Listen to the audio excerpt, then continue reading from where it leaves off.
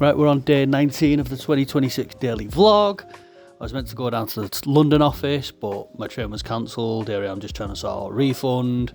So yeah, the rest of the day was work and then to Tesco for tea and then cooking tea. That's about it.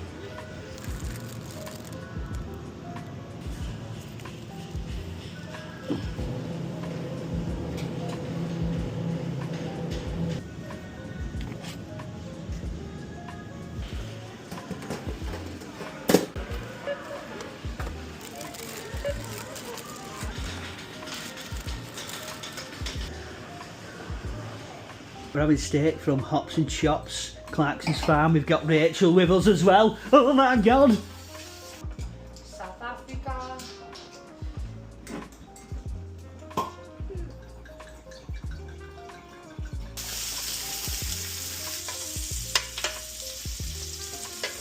Cheers.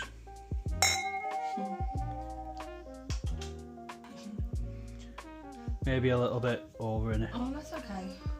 There we have it, another daily vlog done. Not sure how long I'm going to be able to keep this up. It's, yeah, driving me a bit mad. But, as always, thanks again for watching.